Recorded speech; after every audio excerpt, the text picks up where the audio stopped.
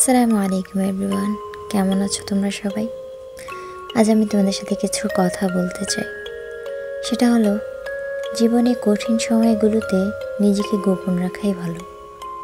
নিজের দুঃখ কষ্ট কাউকে না দেখানোই উত্তম।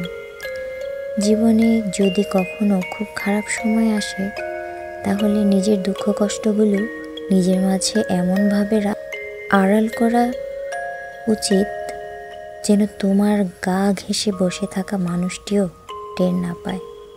গোপনে তুমি ভেঙে গেছো, খুব পুড়ে ছারখার হয়ে গেছো মনের বন। আকস্মিক ঝড়ে ঝরে গেছে জীবন বৃক্ষের সব কয়টি সবুজ পাতা। শক্ত হও না একটু, নিজেকে বুঝাও যে এত সামান্য বাতাসে ঝরে যেতে নেই, ভেঙে যেতে নেই অমন হালকা আঘাতে। কান্না পেলে একা একা গোপনে কাঁদো, তবুও নিজের দুঃখের কথাগুলো কাউকে দেখাতে যাবে না। মনে রেখো, যে নিজের জন্য আলো হতে পারে না, পৃথিবীর সমস্ত আলো মিলেও তাকে পথ দেখাতে পারে না। জানোই তো, মানুষ বড়ই নিষ্ঠুর ও নির্দয়।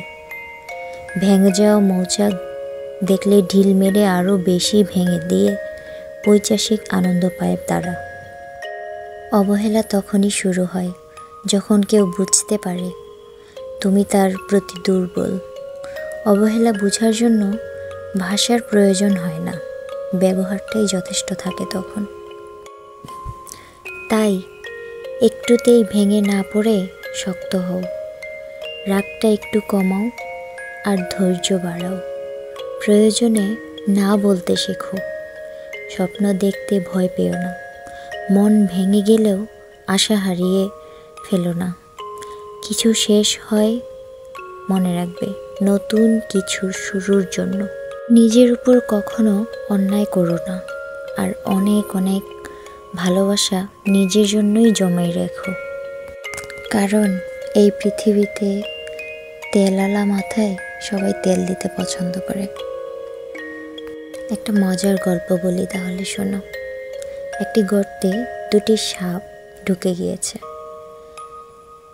একটি অজগর আর একটি কিংকোবরা। দুটি প্রাণীর মধ্যে ক্ষমতার লড়াই।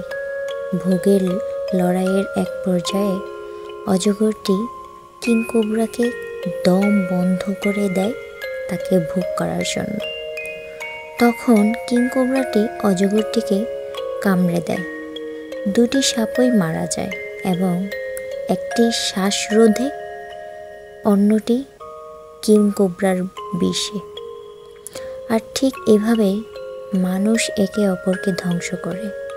ঠিক এভাবেই বন্ধুত্ব শেষ হয়, সম্পর্ক শেষ হয়ে যায় এবং পরিবারগুলিতে নিজেদের মধ্যে সুন্দর বন্ধন শেষ করে দেয়। কারণ একজন সব সময় অন্যের চেয়ে খুব ভালো হতে চায়। আবার কিছু মানুষ তাদের শ্রেষ্ঠত্বের অহংকারে মাটিতে তো পাই পড়ে না এবং তারা একে অন্যের ক্ষতি না করা পর্যন্ত পরচর্চা, হিংসা এবং প্রতারণা করতে থাকে। সুতরাং আজে বাজে চিন্তাগুলো বাদ দিয়ে ভালোবাসা, অনুভূতি, অনুগত্য এবং সততা বেছে নাও। এটাই সবার জন্য এবং তোমার নিজের জন্য মঙ্গলময়। আমার কথাগুলো যদি তোমাদের ভালো লেগে থাকে তাহলে আমি অনেক খুশি হব। আর ভালো থেকো তোমরা সবাই। আল্লাহ হাফেজ।